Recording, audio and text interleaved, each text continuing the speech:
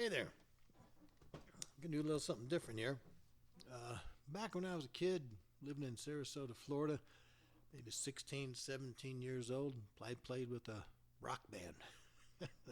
Big surprise, right? Everyone played with some kind of garage band. It was called the Tales of Woe. Yeah, I was 17, 16.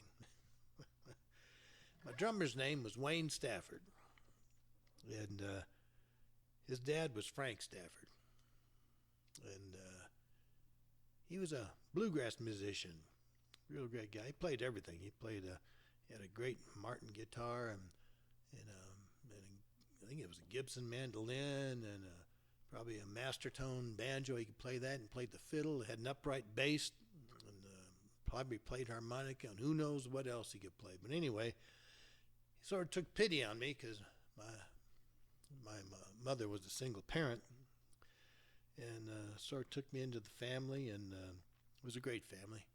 Had Wayne, the drummer, and his brother Steve, and sister Cindy. And then their mom was great. She'd cook fantastic. They used to feed me a lot. And he invited me to play with his bluegrass group. He played the bluegrass gospel. His band was the Jericho Bluegrass Gospel Singers. And I played bass for them and sang harmony with them, and I really did enjoy it. First time I'd ever heard that kind of music, and I liked it a lot. Even played at the Van Weasel in Sarasota, or called the Purple Cow, a huge auditorium one time. And I worked on an airboat with them in the summertime, killing all the weeds in the intercoastal waterways, using dicot. He'd be spraying and be blown back on us, and we'd be breathing it. Of course, it was outlawed, because it caused cancer. And saw a lot of gators, a lot of bleached bones on the side of the waterways and stuff. But he was a great guy, really was. He passed away a few years ago. Mrs. Stafford, she's still alive, But I learned a lot from him. He was sort of like a second dad to me. Anyway, it's so hard to come by good men these days. I guess any days, But he was one of the good ones. That's for sure. So I did a song. This is called "One Righteous Man," and it's sort of got a bluegrass flavor to it, and it goes all the way back to Abraham. Okay, if you remember the story of Abraham and the city of Sodom and Gomorrah, well, some angels came to Abraham.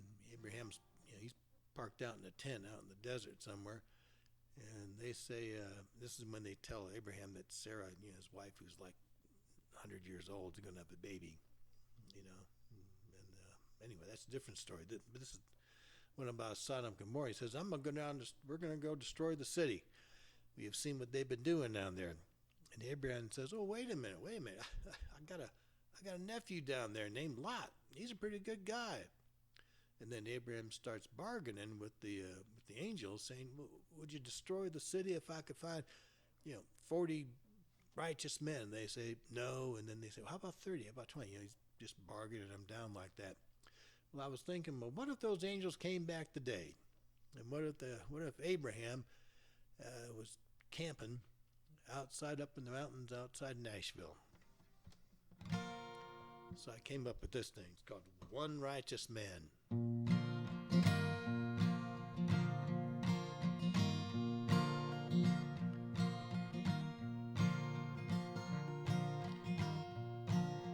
Abraham was camping in his tent one night when the Lord came suddenly. Said he was going down to Nashville to see what he could see, to find out for himself if what he heard was true, that they don't play mountain music the way they used to do.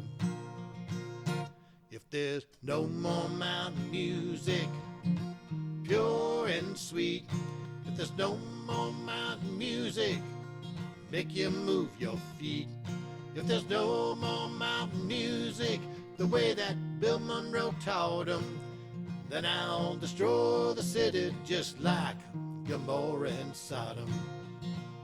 So Lot says, there's a lot of good folks down there, and many of them are my friends. Now would you kill every girl and boy with a bunch of wicked men? Lot thought for a minute and said, this is what I'll do. Find me 50 righteous men down there who are country through and through. Find me just 50 righteous men who can play like Vassar Clements. Find me just 50 righteous men who can rosin up their bow. Find me just 50 righteous men who can play like the Stanley Brothers, and I won't destroy the city, and you can go back home. Then Abe says to the Lord, now 50 might be hard to do. Would you spare the city for 20 men, country through and through? Lord thought for a minute, scratching at his head, took himself a deep breath, and this is what he said. Find me just 20 righteous men who can pick the 5-string banjo. Find me just 20 righteous men who can play like J.D. Crowe. Find me just 20 righteous men who can play like Heaven meant it, and I won't destroy the city, and you can go back home.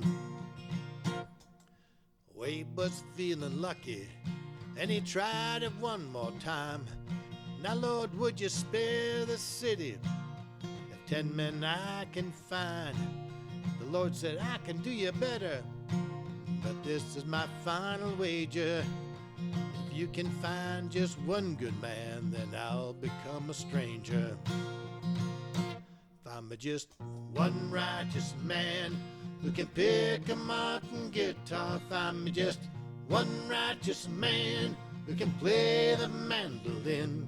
Find me just one righteous man who can sing that high real tenor, and I won't destroy the city, and you can go back home. Find me just one righteous man who can play with that dobro. Find me just one righteous man who ain't played that rock and roll. Find me just one righteous man who can sing like the Osborne brothers, and I won't destroy the city, you can go back home. Find me just one righteous man who can play like old Doc Watson. Find me just one righteous man who can play like Flat and Scruggs. Find me just one righteous man who's as good as old Frank Stafford, and I won't destroy the city, and you can go back home. And I won't destroy the city, and you can go back home. And I won't destroy the city, and you can go back home. Thanks, Mr. Stafford.